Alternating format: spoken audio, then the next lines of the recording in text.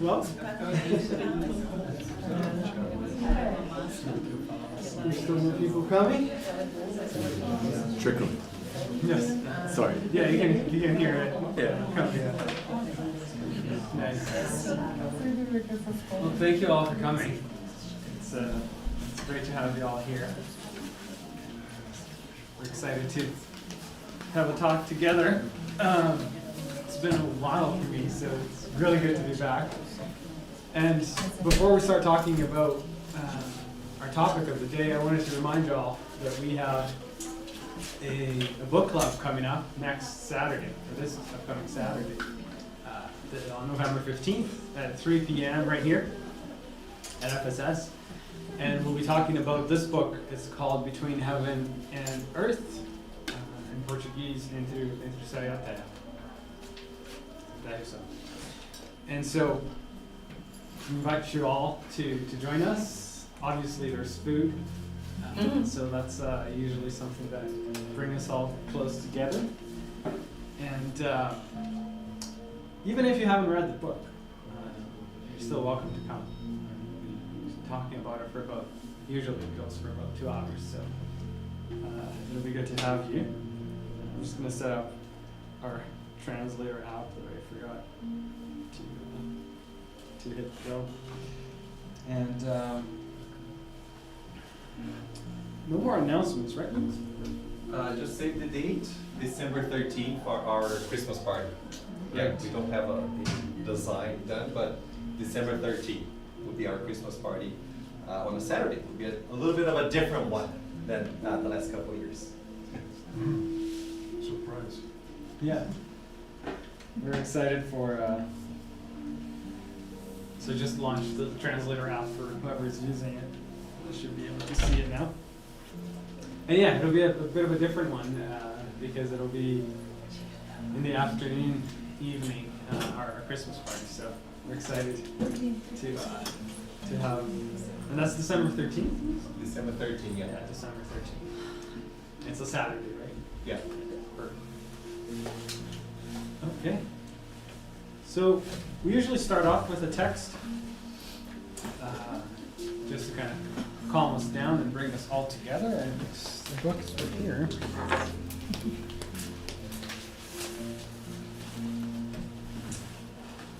And I'll start with the text from the book called Our Daily Bread, or Pão Nosso, from Chico Xavier through Spirit Emmanuel. And the title is The But and the Disciples. But is the but as in however? But, however, not the other kind. Thank you.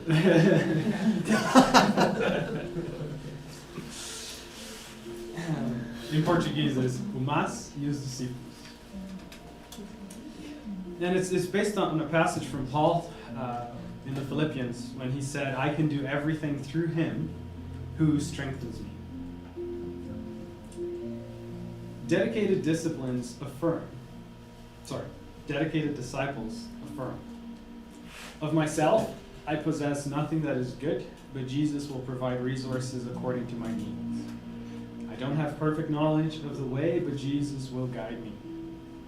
Lazy disciples declare, I don't disbelieve in the goodness of Jesus, but I don't have the strength for Christian work either. I know that the way is through Jesus, but the world won't let me follow him. The former, so the first disciple, climbs the mountain of resolution. They know their personal weaknesses, but they trust in the divine friend and choose to live according to his lessons. The latter, so the second kind of disciples, the lazy ones, enjoy the rest in the deep valley of their former life. They recognize the blessings the Master has conferred upon them, but they prefer to avoid them. The former, the first ones, they have set their mind on the divine light, and they press onward. The latter, the second ones, they have stopped their thoughts on their own limitations. The but is the conjunction that in our speech usually defines our inner position before the gospel. When placed in front of the sacred name, it expresses firmness and trust, faith and valor. However, when placed after it, it expresses indecision and idleness, impermeability and indifference. Only 3 letters denote our course. My principles recommend this, but Jesus asks for something else. Jesus advises me to do this, but I cannot. Through one simple and small word, we profess our faith or confess our ineffectiveness. Let us recall that, in spite of being stoned and persecuted, Paul of Tarsus could still affirm victoriously to the Philippians, I can do everything through him who strengthens me. So let us do a quick prayer before we start.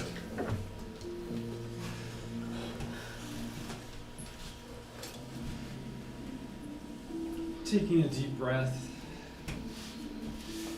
for us to arrive, to settle in, to calm down, and joining in a simple prayer.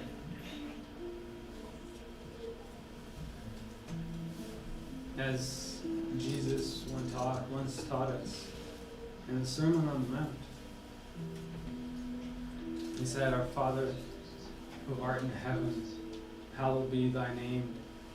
Thy kingdom come, thy will be done, on earth as it is in heaven. Give us today our daily bread, and forgive us our trespasses as we forgive those who trespass against us. And lead us not into temptation, but deliver us from evil. For thine is the kingdom, the power and the glory, forever and ever. In these words, Jesus taught us how to carve, how to establish a relationship with our Father.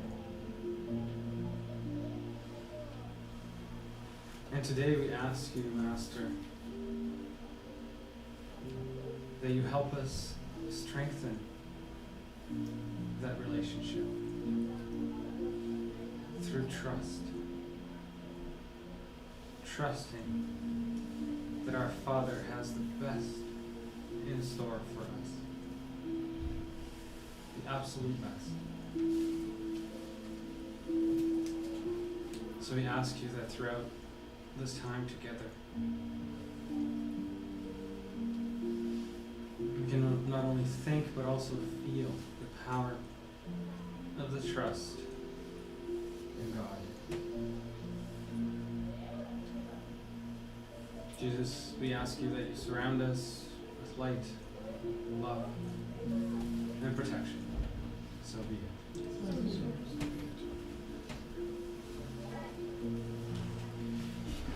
Thank you all. There's a few new people here. Great to see you here. And I chose this theme to talk about anxiety because it's something that I was going through this past month. And through a lot of reflections, this has helped me quite a bit. So I figured, why not talk about some of the learnings. The first question is, how's my anxiety? How do I feel? My relationship with anxiety, I believe, is something that a lot of us have. And then the second question is, how about my trust? How's my anxiety, but also, how is my trust? And to help us with this talk, we're using a few books from Joanna de Angelis, who is a spirit which wrote quite a few books through the medium Givaldo Pereira Franco. And she has around 16 books. We call it the psychological series because they're not romances. They are very practical books that talks about our psyche, our psychology, and how it can help us with our day-to-day lives. They're very practical books, like I said.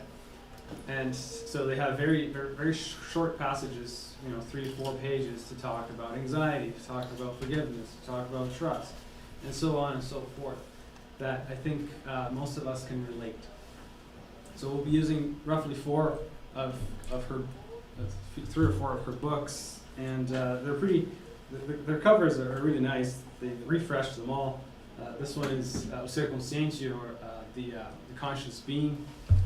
This one of my favorite, is called Existential Conflicts, or Conflitos Existenciais. And then the other one is called O Homem Integral, or the Integral Man. And then this tiny little one is called Moments of Illumination, that has very, very small, short texts, but we'll be using it as well. And then just a couple passages also from our friend Elidio Sequeira Filho, who has a little seminar that talks about spiritual healing of anxiety. So let's start with the beginning, I guess, talking about anxiety. And before we start talking about it, what is, how it comes up, what should we do about it, I first wanted to think about a little bit about the words that we use to talk about anxiety, which is in line with what we read today. And when we talked about the but from the disciples, is kind of where you place that word changes the meaning of the whole idea that we're trying to portray or to convey. So I want to talk about the exact same thing when it comes to anxiety, and whether or not we treat anxiety as something that is permanent in our lives, or is it something that's temporary?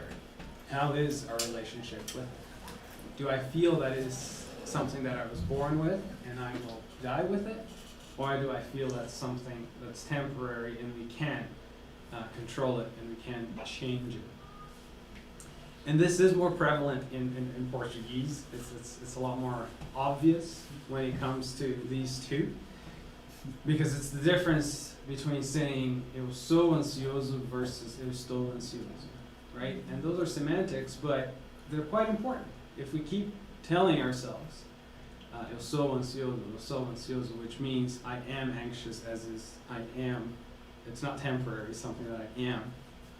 If I keep telling that to myself, I'll start to believe it, and I'll start to define myself by it. Whereas the other one is eu estou ansioso, or it would be, I feel anxious, or I have anxiety.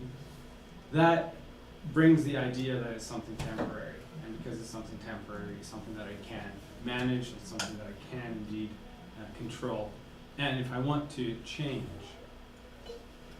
Right, so these are the small little words that can help us with just the relationship with it at all, right? Am I defining myself as an anxious person, or am I anxious right now because I feel anxious, or I have some sort of anxiety today? And the reason why we're talking about this is that sometimes we might start to define ourselves, like I said before, by it, right? I'm not only accepting that I have some sort of anxiety, but I'm defining myself with it. And with that comes the idea of driving a little bit of excuses, explaining or giving excuses to our behavior because this is how I am. So I'm being defined by anxiety, and if I do something and I do something else, it's like, it's because I'm always anxious, so that's just how it is, right? It's a very passive way of seeing anxiety, and it lets us realize that we can't change it. So the idea with all of this is not to define ourselves by anxiety, but see it as something that is temporary, and then we can change if we want to. And please, comments, questions, ideas, right? We always invite you all to talk.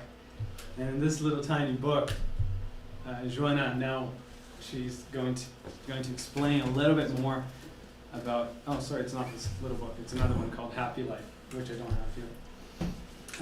But yeah, she talks about anxiety, and I apologize, we're going to read a little bit, and there's going to be quite a few texts, but I just wanted to show that it's not something that I came up with, but it's something that Joanna Jangelis wrote about. She says that Jesus said, "Let not your heart be troubled."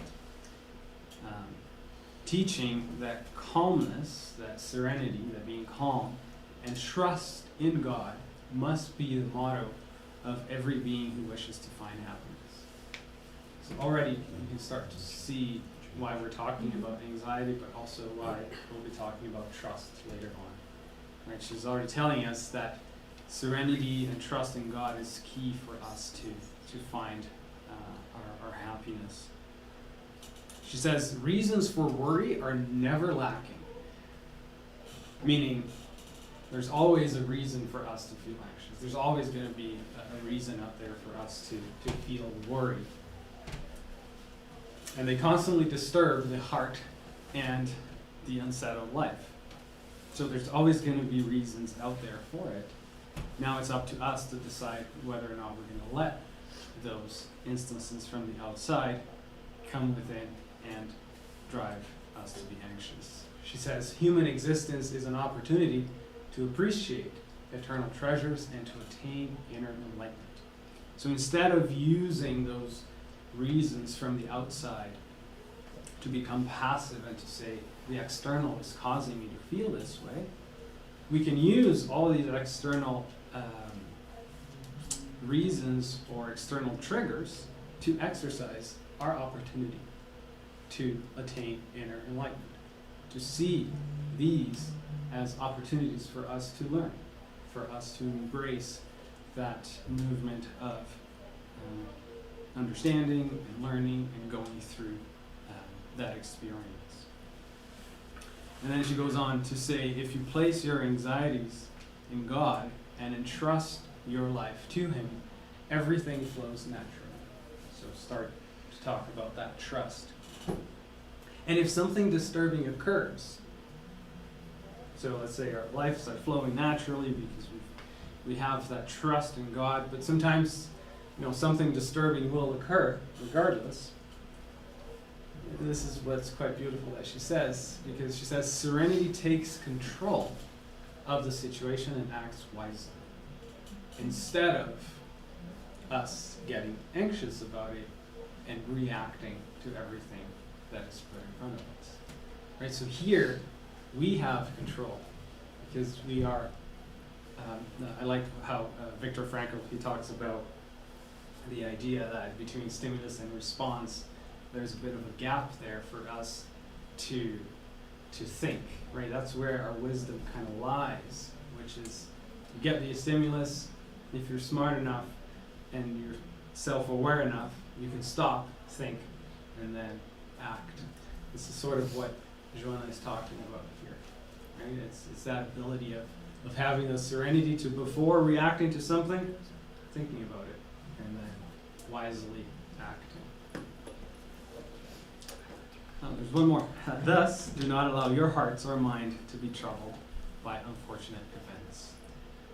And the key here, which I find very interesting, is the fact that even though we are entrusting our life to God, trusting God, that doesn't mean that unfortunate events won't happen, but it's the way that will be affected by those unfortunate events is what will change.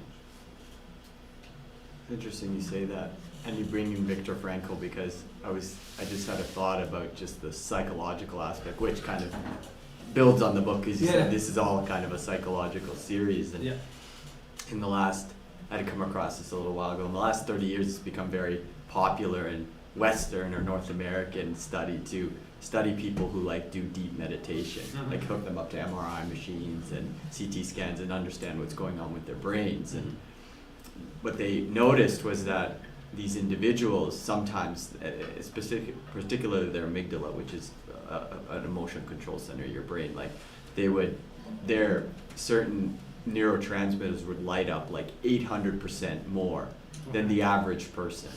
It was just completely to a different degree. However, the interesting part that ties into this idea of serenity and the unfortunate tribulations that happen in this life was just that they experienced all of the trials and all of the turbulence and all of the difficulties that come through life just the same as everybody else when they would study these individuals. They weren't somehow immune to all of the things that happen in the world.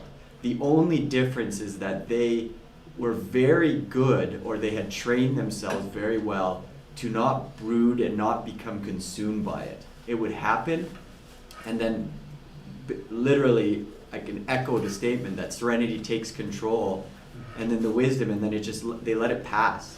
And so they go back to their restful state much quicker than the average person. And by much quicker, like I said, like maybe 800% more quickly. And so it just kind of reflected on that as you were sharing this, that even, the science seems to be echoing this same idea, seems to be uncovering the same idea that things will happen, but there's a way you can approach it very attached to the physical experience, and then you just are stuck in it. But if you can release it to something greater, and what's greater than God, then it doesn't define you. Yeah, exactly. Like you said, and thank you for that. It's interesting, like you said, how serenity teaches us how to control within, how to control our emotions or reactions, whereas anxiety is as we'll see, it's just a fake idea that we're trying to control the outside. And we end up controlling nothing. Not the outside and not the inside. But serenity is where we can find that inner control. So thank you for that. Appreciate it. Then in The Integral Man, this book here, she talks about now getting a little bit more on the behaviors that would drive anxiety. She says that men sometimes tend to adopt an anxious behavior that wears him out, giving rise to unhealthy end processes that consume him. So anxiety, as it starts to settle in, it will consume us. It will almost take control of our behavior. And it starts to hurt. It starts to be unhealthy, as I'm sure most of us might have felt before. At the same time, we're not alone in this. She says that it is very common. Anxiety is one of the most common traits of contemporary conduct. So we are not alone. It's something that's very prevalent. And she even goes on to say that sometimes anxiety has a natural manifestation in limits that are perfectly acceptable. So some level of nervousness, some level of anxiety, some level she's talking about here, it's almost natural to feel. The issue is when it starts to take control. The issue is when it starts to affect us, affect our health. Kind of like what you said, Attila. In those examples of those people who are very serene, they might still immediately after what happens still feel a little bit, but like you said, it drops immediately, right? Mm-hmm. So it doesn't affect them. And this is her explanation, right? She says, when we're waiting for news, right? We don't know what's going to happen. We're waiting for news or waiting for a response. She says that an attitude of balanced expectation, so having that expectation is completely understandable. But it's when it escalates to respiratory disturbances, we start to get out of breath, peripheral collapse, excessive sweating, gastric upset, insomnia, and so on and so forth. It starts to become a pathological state, and that's not healthy, right? And that's the one that she's inviting us to think about and to reflect and see what do we have to do to make that go away. I think most of us might be able to relate. If not within us, we probably know someone who might have gone through it to the point of, gastric upset, like she talked about, is some of us who are really nervous, we might be getting ulcers in our stomach or gastric issues in our stomach. Talking about more of a mental health that could lead to depression as well, and so on and so forth. There are many aspects that it can become something real in our bodies. And then she goes, the great contemporary challenge for humankind is then self-discovery. So she says that anxiety is pretty much affects most of us. So on the flip side, the greatest challenge for us is then our self-discovery, our self-awareness. What does that mean? And she's saying it's not just identifying our needs. It goes way more than that. It goes way above that. Where we usually know what we need today, but she's talking about something a lot deeper. She's talking about what is our emotional reality. Do we know how emotionally intelligent we are? Can we control sort of our emotions? Are our emotions in check? And then the other one she says is legitimate aspirations. How are our aspirations, the things that we want to happen in our lives? Is that aligned with what God wants for us? Or is that something that we want because our ego wants it more than anything else? And we'll talk more about that. But that's part of the self-discovery that she's talking about. Because when our aspirations line up with God's will, it removes a lot of the frustrations in our lives. And then she ends with reactions to the events of daily life. So it goes back to what we talked about before. Is it something that we're still reacting to everything that happens, or have we got to a point where we're starting to act? We're starting to take that split of a second before reacting, thinking about what is the proper way to behave or to act. So that's what she's telling us about this self-discovery that will help us take control of some of our emotions. She goes on to say spiritual ideals and the knowledge of life continuity beyond physical death bring calm to the human being. So this amazing solace that Spiritism brings to us by the idea that life doesn't end, right?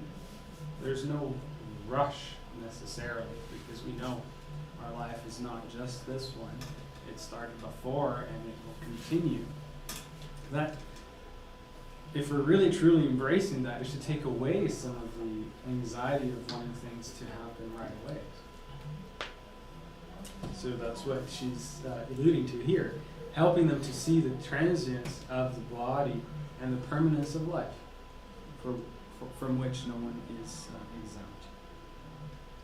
So again, we can take some of the things that we're learning through Spiritism to help us engage and help us understand and then overcome eventually, hopefully, our anxiety. And we'll use some of Aliu's now thoughts when he talks about some examples, so we can bring this to a more practical state when he's talking about anxiety. Right? Always anxious. He talks about two things that would define anxiety. He says it's usually driven by when we feel something uncomfortable is about to happen. Right? Something unknown. I don't know what's going to happen, so I start to feel anxious about it because I'm not sure. Right? So I fear that I'm not capable to deal with whatever the outcome will be.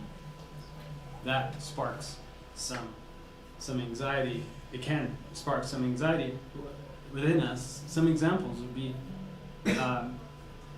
perhaps losing a job, or losing things that give us pleasure, right? Or losing something that we rely on a lot, and then that outcome that we don't think that we'll be able to deal with. And the other piece that brings a lot of anxiety, and that's what we talked about before, is this illusionary feeling of control.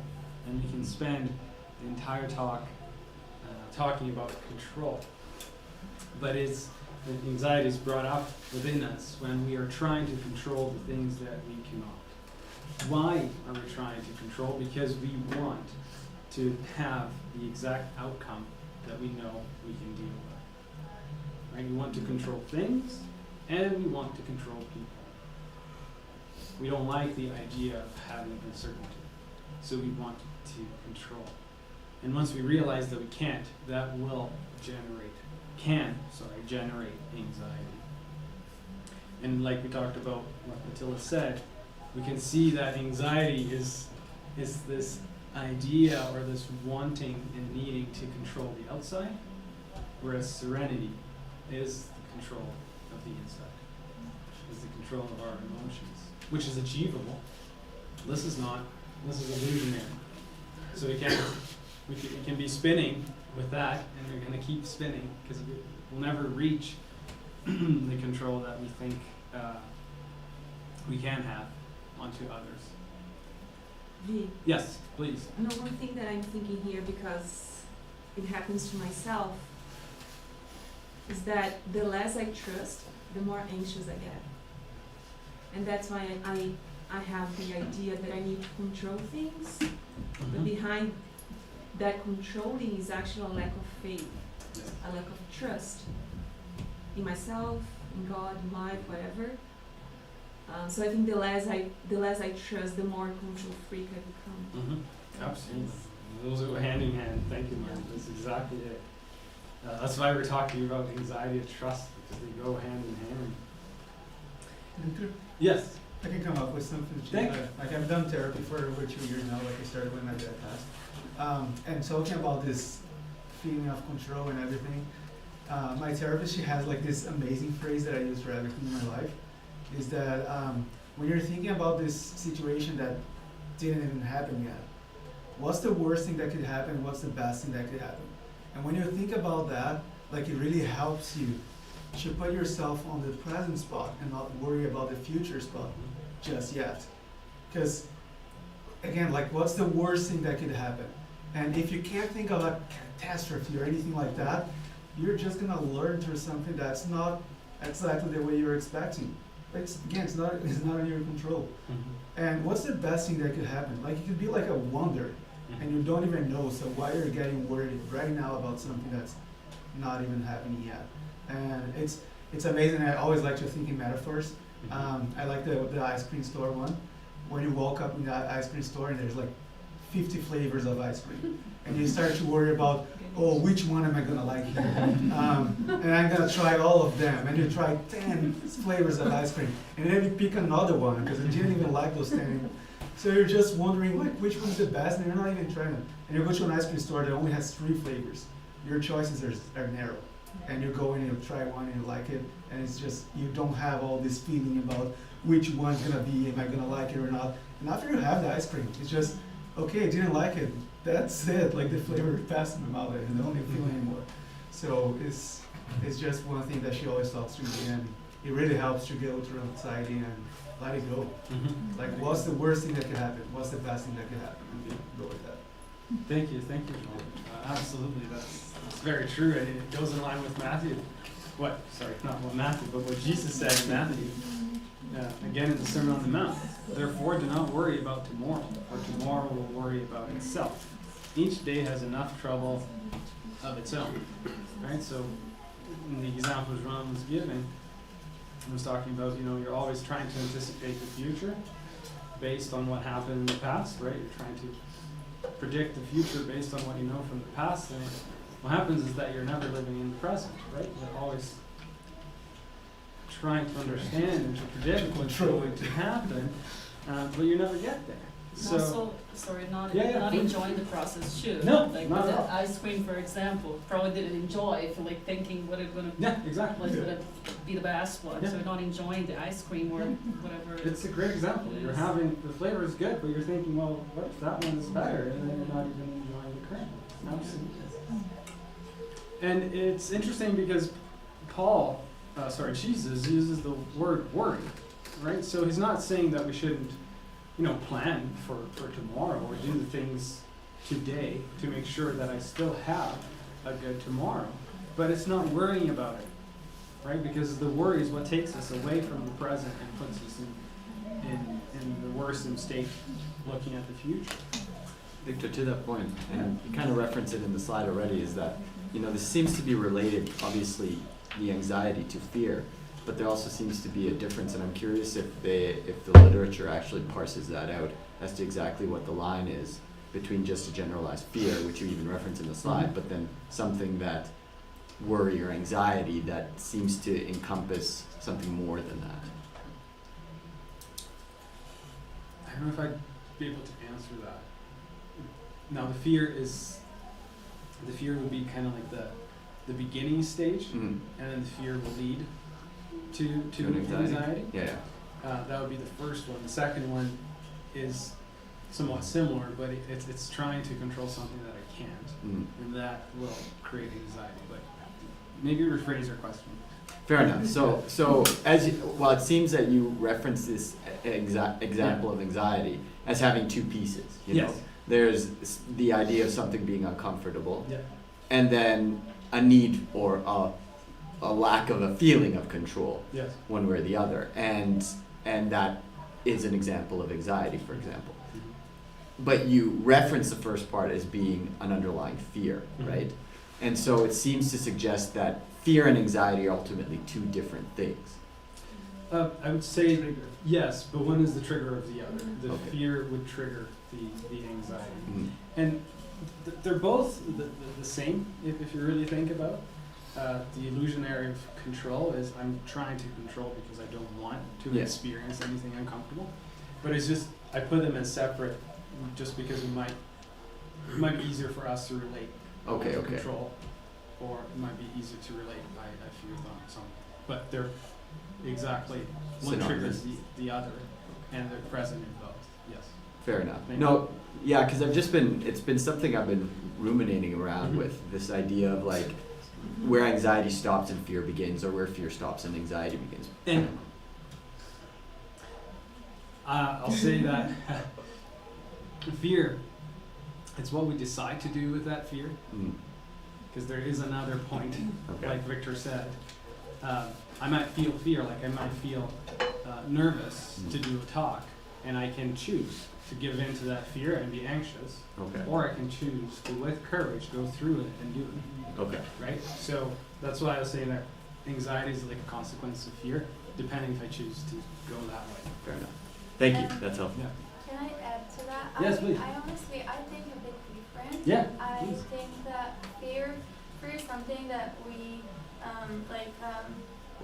something that as human we have, something that protected us, and maybe we should look at it that way, that it made us survive so far. And I think anxiety coming from the illusion of control, because when we don't trust that everything for the best, we think that everything is in our hands. And then if everything is in our hands, we need to make everything right. We need to work for it. But if we really believe that everything works out for the best, so we're taking like the control away from us. And also I think there is a saying that God won't give you things that you can't handle with. Absolutely. And if He's not gonna give me things that I can't handle with, so I should trust myself, so I can go through that. And I also think that sometimes we need to crash in order to go to new heights, in order to put the pieces again. So if we trust God to do that for us, then we gain the trust in us again, and then the anxiety is like not getting a bigger place. And the fear, I think sometimes you just need to talk with it and be like, okay, it's protecting me now, or it's just like some instinct that I can push away and be like, okay, I don't need you. Yeah, thank you. That's beautiful. You said about the idea of fear and having that conversation. What am I going to do with this? Right? Am I going to let it take over me and be anxious, or am I going to understand and go through it? And the other piece too was the idea of trust. So you and Mari kind of hit the nail there, which is what we'll talk about next, because trust is really what kind of dissipates all that. And being brave is not the absence of fear. No. It's like you have the fear, but you choose to act. Yeah, exactly. And with experience, that fear might diminish, right? But it's how we treat it. And I'll read a couple more things, and then we'll talk about trust, because I really want to talk about trust, because think you guys understand anxiety well enough. She goes on to say the absence of serenity to face life's challenges causes unhealthy behavior, as we talked about, filled with expectations that are often disturbing, creating an inability to act with balance and ethical balance. So again, the absence of serenity or anxiety can bring us to all these things that she says. And the idea, or the thing that I wanted to get across was the next two paragraphs, when she says, the mind becomes crowded with countless ambitions and desires to accomplish many things at once, disorienting the patient, ourselves, who constantly shifts from one psychological state to another. Right? So when we're letting anxiety drive us, this is when we start to have ambitions, countless ambitions, kind of like the picture, right? You have so many things, and we can't even do half of it well. And it becomes, right, just, it's kind of like the flavors that Joan was talking about. There's so much that we don't know where to focus, and we get that anxiety. And she goes on to say the conflicting need to fill every moment with an activity, right? To feel that I have to be, crossing off those check boxes constantly. It diminishes our capacity for observation. It diminishes our capacity to live in the present. It confuses us, and eventually it burns us out, right? So we go from one end, trying to do it all, to the other end, what she's saying here. It's the sluggish feeling, it's the inability to pay attention, and even to escape reality. So, I'm not going to go through this, but let's go to trust. I'd much rather talk about trust. And we only have 15 minutes. But, no, quite the opposite. Quite the opposite. I started our prayer with Upai Nos, or our Father's Prayer, Lord's Prayer. Because it has something in that first sentence that is quite interesting when we're talking about trust. It starts with, Our Father who art in heaven, hallowed be thy name, thy kingdom come, thy will be done. And I'll say it in Portuguese. Seja feita a vossa vontade. What do we feel is God's will? Will is vontade. What do you think is a vontade de Deus, the will of God? Is it something good for us? Is it something bad for us? There's a question. To find happiness. There you go. Right, my mind. It is question 115 of the Spirit's book. He tells us about that. He says that God has given each one of us a mission. And the reason for that mission, the reason for those things we go through life, our experiences, is aimed at enlightening ourselves. So everything we go through in life, the goal of that is for us to progressively lead us to a perfection, to progressively lead us to happiness. That's the word that he uses here. So if we're talking about the will of God, you can see that his will is the best for us. And he wants our happiness. He wants us to grow. He wants us to improve. So his will is that. And in this prayer, Jesus is teaching us, he teaches us this, by the way, in Matthew chapter 6 in the Sermon on the Mount. He's teaching us to ask that God's will happens in our lives. But it's not like God needs our permission, right? It's like, God, yeah, I allow your things to happen in my life. It's more than that. It's a movement for us to accept the will of God in our lives. Because a lot of times, the things that happen in our lives, we might not accept. We might rebel against it, which is also in the answer 115 of the Spirit's book.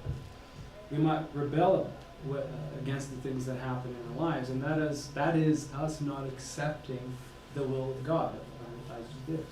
So in this prayer, Jesus is teaching us this movement of accepting the will of God. And when we accept the will of God, we are not necessarily trying to control things anymore, because we're accepting that is the will of God. And it kind of removes the whole idea of control. It literally dissolves the anxiety if we truly trust. So then, if we're talking about trust in God, right? If you think about a little baby, they have 100% trust in the parents? How is our trust with God? Do we trust Him 100%? Do we trust ourselves 100%? That was what Marty was alluding to. And to illustrate this, there's a song that I really like from a gospel singer called C.C. Winans. You might know. She's really famous. And in the song, The Goodness of God, she says that your mercy never fails me. Do we believe this? Is this something that we truly feel in our hearts? That God's mercy never fails? You don't need to answer, it's something that you need to think about in your minds. Or do I go through sometimes in life and say, God, how did you do this to me? How could you do this to me? So, But also it can be because we don't really understand that lots of things that happen to our lives, it's based on our own choice, and then we blame God for that to happen. Absolutely. Can I make a shameless plug of the book? The book club Oh, yeah. is a great, if you haven't read it, but the whole story has a lot of showing the mercy of God. And all the books of Anelvis, or all the books, most books on Spiritism, but it's very tangible how the story intertwine between different souls and how the mercy will never cease to fail. So, There you encourage you to read, because it's really interesting. go. Thank you. Sorry, what's the Entre Céu e Terra, Between Heaven and Hell, the book club for Saturday. Yeah. Yeah. Even if you haven't read it, you can still come. Yeah. We're talking about it. I haven't read it, to be honest, so but I'll be here. Shame on you. I know. Yeah. I haven't finished, but as much as I read, it's beautiful. I haven't even started. I got from here. Yeah. And then with that, I want to post 3 questions around trusting God to kind of gauge. No, it's easy to say, yeah, I trust God, but how is that? Is it 5%, 10%? Do I trust it in everything or not? And the first one I want to ask is the idea of punishment. Do you think that God punishes us by having some things go through our lives that might be a little harder than what we expected? Do we feel that He's punishing us? Or do we feel that He's protecting us? And it's quite common to feel that He's punishing us because it's something that has come from many past lives, right? Most of us either were taught or actually taught that to others, that God would punish us if we did something wrong, right? So we're trying to change that, deconstruct that within us so we can fully embrace the trust in God. Because how can I trust something or someone that would want to punish me, right? So when we are able to fully take this punishment away, we open our hearts to be able to trust fully God because we know that He's out there to protect us because He wants the best for us. In Spiritism, we talk about the law of cause and effect, right? It's that law that when we do something in the past, we come in the next life to try and attune to what I did in the past, to try and improve and learn. So I won't do that again. So some of us might think the law of cause and effect is something out there to punish us. Oh, you did something in this past life, so you're going to suffer in the next. But it's actually quite the opposite, right? The law of cause and effect is here to protect us so we don't do it again, right? So we don't go into a vicious cycle of keep doing and doing the same mistake again.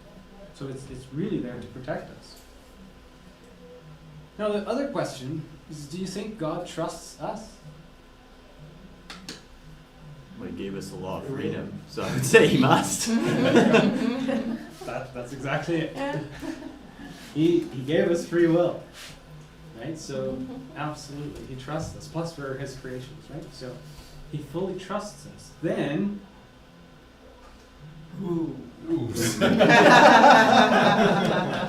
Tricky one. At the end of the day. yeah, exactly. So how can we trust God if we don't trust us? And this might I remember using the word trust a lot in the sentence, but if I trust God and He trusts us, how can I not trust myself? If I'm not trusting myself, that's also because I'm actually not trusting God. I don't know if that makes sense. It's a lot of, right? Same Okay. as like Following saying me? that you giving love without loving yourself. Yeah. You can't not give what Mhm. you don't have. Exactly. So it's you can see it's a little cycle, right? It's trusting God. It's also trusting ourselves. It's working towards trusting ourselves that will help us trust God. It's a relationship that we're building, not only with God, but not most importantly, not only with God, but also with ourselves. It goes back to what Joan and Angela said. One of the biggest challenges of our current lives is self-discovery. Right? It's the ability to not only understand us, accept us, but also to trust that we're capable. And if any comment? Sorry, I thought you were gonna say something. I guess I was just thinking is that I guess that trusting ourselves, I guess it depends what the dependent clause of that would be, like what it means. All right, because that's a very open-ended Yeah. question. Absolutely. And that's because it's not a one and done, right? We might trust ourselves on certain aspects of our lives because we've already developed that, Mhm. but on not others, Mhm. right? And then to what Jerome said in the beginning, I can either focus on my inabilities or my insecurities, Yes. or I can look at the things that I already do right and take that as an example.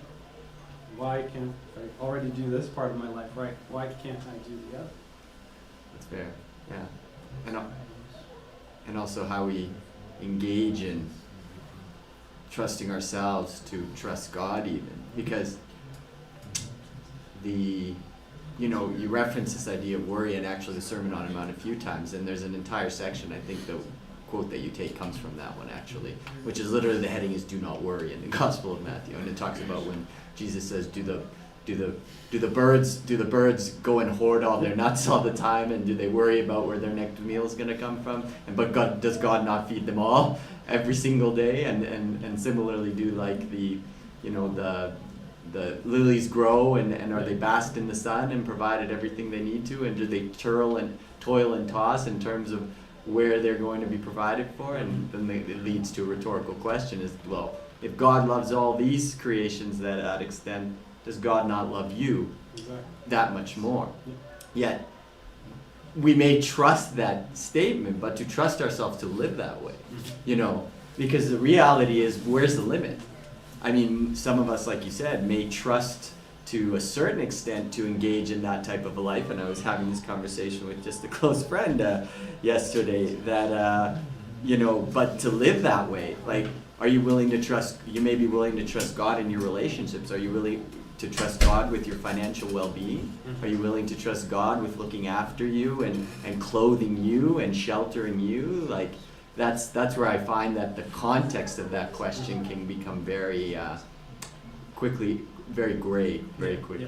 Yeah. And the trust piece would be, the worry would be gone, Yeah. right? Yeah. I wouldn't be necessarily expecting Him to clothe me, but the worry would be out. That I'll do the things that are in my control, so I have what I need, but in no way, shape, or form should that be worrying me Mhm. about the tomorrow. Mhm. And if you humor me, I wanted to do an exercise. Actually, I'll wait for mine to be back. It's a 2-minute exercise that I thought about. Because we saw a lot of words, but sometimes it's tough for those words to kind of sink in. It's tough for those words to go from our intellect to our feelings, right, to our hearts. So, quick exercise. And it's based on this, what Joanna Angelis told us. She said that the most excellent therapy for fear and anxiety, so what you said and what Mighty said, is the unwavering trust in God. Unwavering is like ihestrita. It's that time of trust that doesn't depend on anything. It doesn't go up and down. It's just solid. And so, if you want, not to everyone, but it's a couple minutes, not even, but it's a thought exercise.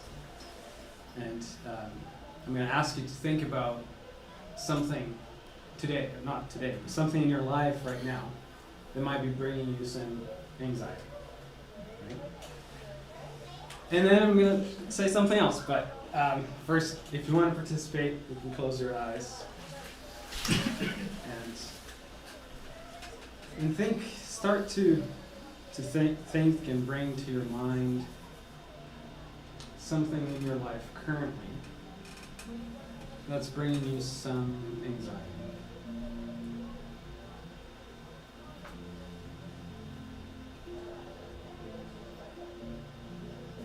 Just think about that, knowing that you are in a safe space.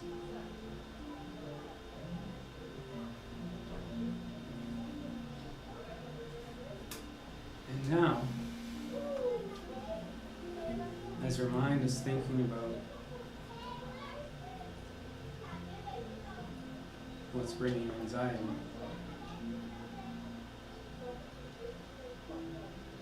I want you to hear this word: trust. Trust in God. Confia. Confia em Deus.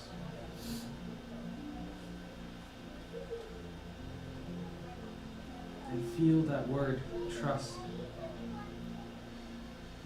literally coming down and dissipating all that anxiety.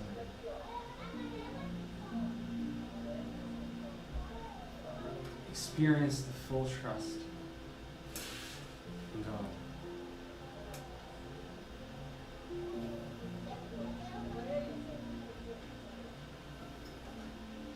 So we can find the strength to keep going. In the words of Paul, we've just experienced that I can do all things through Him who strengthens me. Feel the strength that comes with the trust. Complete trust.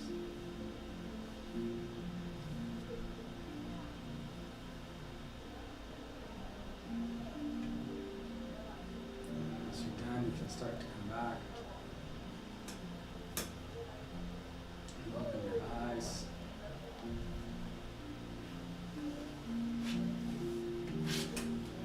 And hopefully you're able to experience the power of trust. How strong it is. As I said, Paul, right? He was able to live that. It was through trust that he was able to do everything that he did. So why can't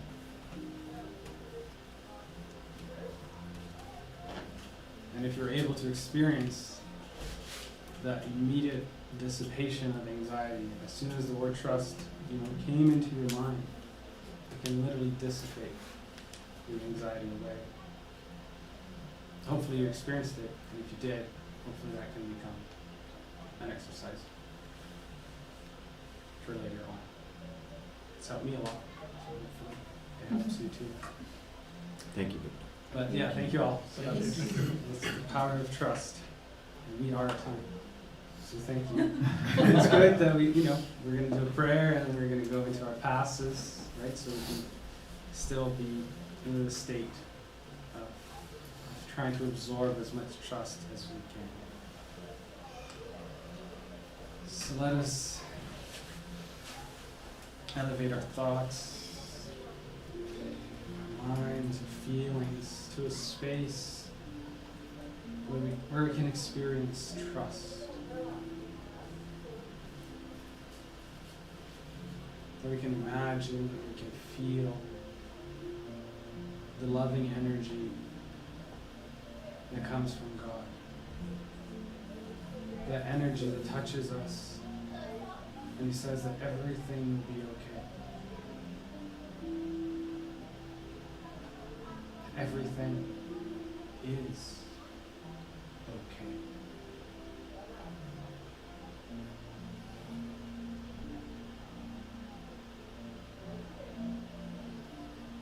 In that we ask you, Father,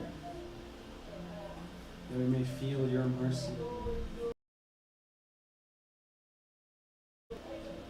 Everything we need to go through our trials and expiations. That we are capable of going through our lives. And that you trust us. That we can.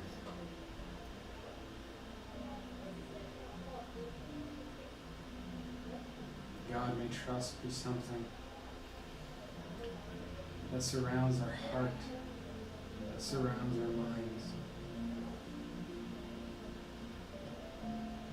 so we can let courage drive us, serenity drive us, and take charge of our lives.